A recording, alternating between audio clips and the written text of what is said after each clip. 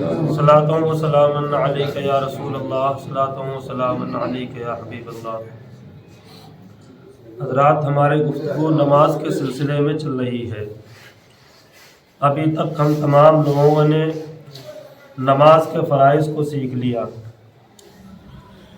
نماز کے اندر کل کتنے فرض ہیں؟ 7۔ سب سے پہلے تکبیر تحریمہ، اور دوسرے نمبر پر فرض نماز کے لیے کھڑا ہونا۔ اگر بغیر کسی عذر کے کوئی فرض نماز بیٹھ کر پڑھتا ہے تو اس کی نماز نہیں ہوتی ہے۔ تیسرے نمبر پر قرات کرنا، اور وہ میں نے بیان کیا تھا کہ قرات میں کون سی چیز فرض ہے اور کون سی چیز واجب ہے۔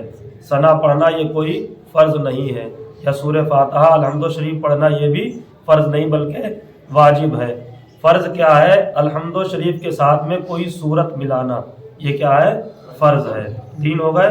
چوتھے نمبر پر رکوع کرنا، اور وہ کیا ہے؟ رکوع اتنا فرض ہے کہ آپ کے ہاتھ آپ کے گھٹنوں تک پہنچ جائیں، آپ کا فرض ادا ہو جائے گا۔ اور مکمل سیدھی پیٹھ کر لینا یہ کیا ہے؟ سنت ہے۔ 4 ہو گئے۔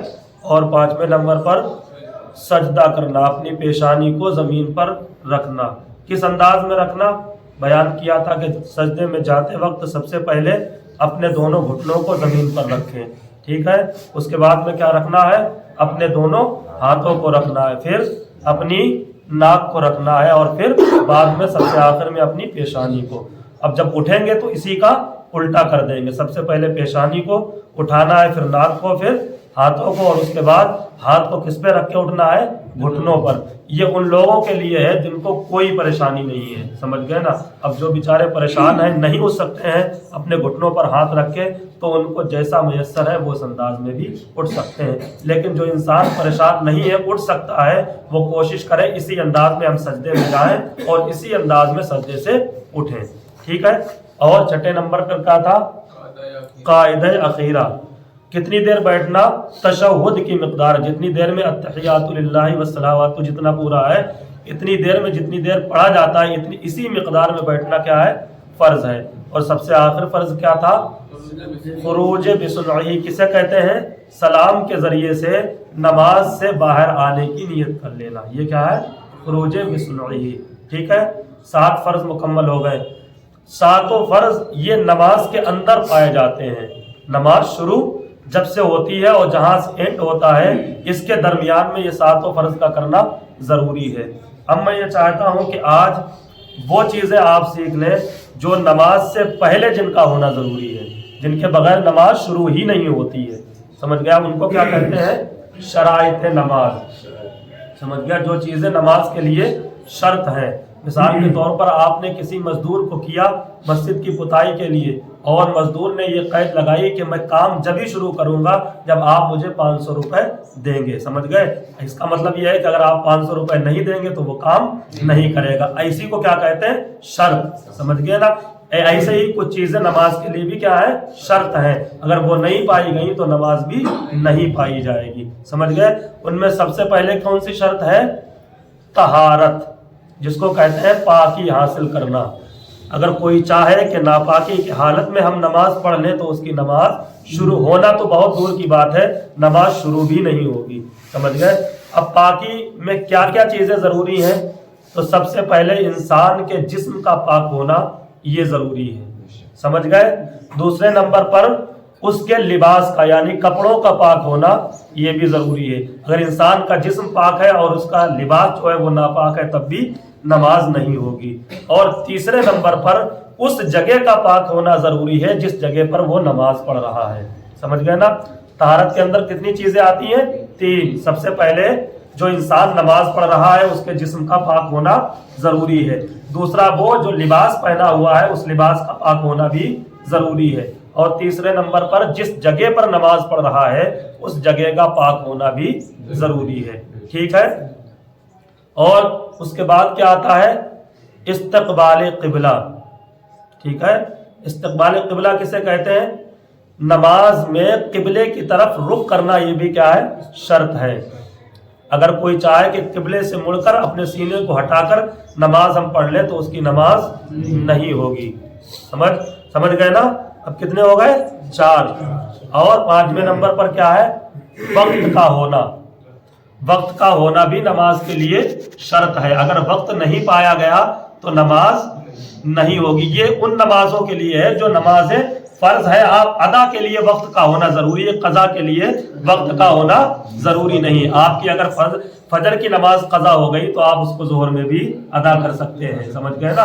अगर असर की कजा हुई तो आप उसको मगरिब में भी अदा कर सकते हैं। मगरिब की अगर कजा हुई है तो आप उसको इशा में भी अदा कर सकते हैं। लेकिन अगर आप ये चाहें कि जोहर के वक्त में हम असर की पढ़ लें या फजर के वक्त में हम जोहर की पढ़ लें, इशा के वक्त में हम सोने सुबह नहीं उठ पाएंगे, लाओ अभी पढ़ के सो रहे हैं तो उसकी पढ़ लें, तो ऐसा नहीं कर सकते हैं।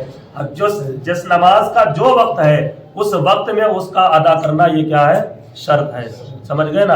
ये हमारे लिए है, हज करने के लिए जाते हैं तो फिर मसाइल दूसरे कुछ नमाजों का वहां पर जमा करना भी जरूरी है, ठीक है।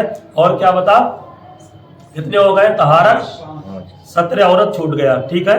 सत्र औरत किसे कहते हैं, मर्द और औरत के लिए अपने जिस्म का छुपाना ये अलग अलग है। मर्द के लिए नाभ से लेकर के घुटने के नीचे तक का छुपाना जो है वो क्या है, फर्ज है और जरूरी है। मर्द के लिए कितना, नाभ से लेकर के घुटने के नीचे तक, ये उसके लिए है जो बेचारा जिसके पास पूरे कपड़े नहीं हैं।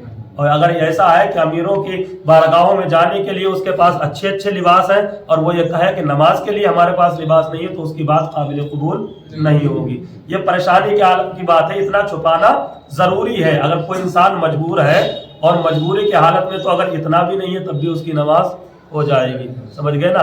ये उसके लिए है कि अगर उसके पास मयस्सर भी है उसकी नमाज फिर भी हो जाएगी। अगर कपड़े और भी हैं लेकिन इतना छुपा रहा फिर भी उसकी नमाज हो जाएगी। अब अगर कोई चाहे कि बहुत सारे लोग मस्जिद में आते हैं तो उनके हाफ शर्ट पहने हुए होते हैं, उन पे क्यों एतराज होता है, तो उन पे एतराज होना भी चाहिए, समझ गए ना।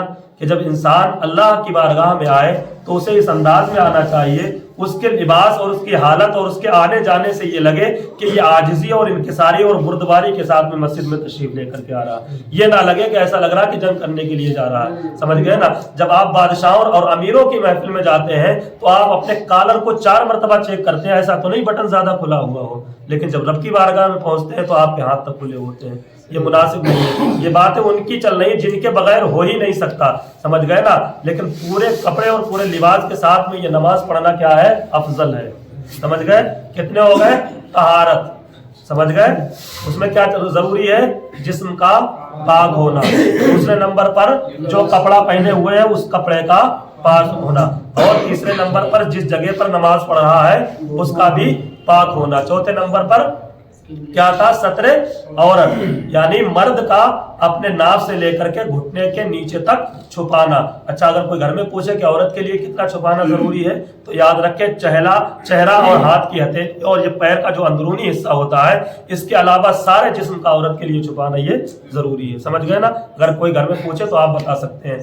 यहाँ तक कि हुक्म इसका यह है कि उसके बालों की स्याही भी नजर नहीं आना चाहिए। ऐसा कपड़ा होना चाहिए कि बालों की स्याही यानी जो कालापन है वो जाहिर ना हो बल्कि छुपा हुआ हो, समझ गए। सत्र औरत, उसके बाद इस्तकबाल क़िबला भी, इस्तकबाल क़िबला भी नहीं बताया शायद, क़िबला की तरफ अपने रुख का करना ये भी नमाज में जरूरी है। और एक और बचा, वो क्या है, नियत, समझ गए। ये भी नमाज के लिए शर्त है। बगैर नियत के भी नमाज नहीं हो सकती। अगर कोई चाहे कि बगैर नियत के हम उठक बैठक शुरू कर दे और हमारी नमाज हो जाए तो नहीं हो सकती।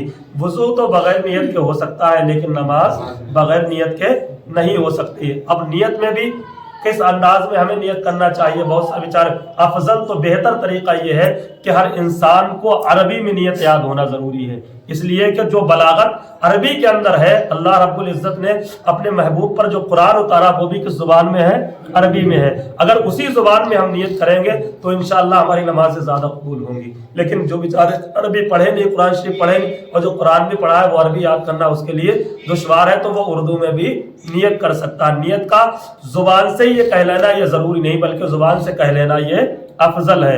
नियत का मतलब ये होता है कि आप जो नमाज पढ़ने के लिए आए हैं उसका इरादा आपके दिल के अंदर होना, यही नियत है, समझ गए ना।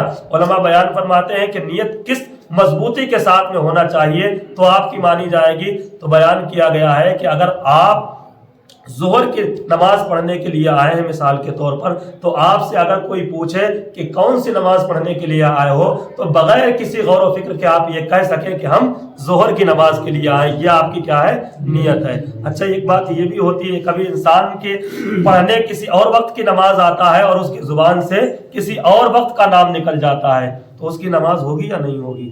مثال کے طور پر یہ تو زبان ہے، کہنا آدمی کچھ اور چاہتا اور کبھی کبھی نکل کچھ اور جاتا ہے، تو اس کی نماز ہوگی یا نہیں ہوگی؟ مثال کے طور پر آپ ظہر کی نماز پڑھنے کے لیے آئے تھے اور ارادہ آپ کا گھر سے آنے پہ کیا تھا؟ ظہر کی نماز ہی کا تھا۔ مسجد میں جب داخل ہوئے تب بھی ظہر کی ارادہ تھا، لیکن جب آپ نے نیت باندھی تو ظہر نہ نکل کے بلکہ عصر نکل گیا، تو نماز کس وقت کی ہوگی؟ ظہر کی ہی ہوگی، سمجھ گئے نا؟ اس لیے کہ آپ کا ارادہ اور نیت کیا تھی؟ وہ ظہر کی ہی تھی۔ وہ الگ بات ہے کہ زبان سے آپ کے کچھ اور نکل گیا۔ اب یہ یاد رہیں گے، سب سے پہلے کیا ہے؟ طہارت، پاکی حاصل کرنا، اور پاکی میں 3 چیزیں ہیں: جسم کا پاک ہونا، کپڑے کا پاک ہونا، اور جگہ کا پاک ہونا، ٹھیک ہے نا؟ اور اس کے بعد میں کیا ہے؟ ستر عورت، آدمی کا ناف سے لے کر کے گھٹنے کے نیچے تک کا چھپانا، ٹھیک ہے؟ اس کے بعد استقبال قبلہ، یعنی اپنا رخ قبلے کی طرف کرنا، یہ بھی نماز سے پہلے۔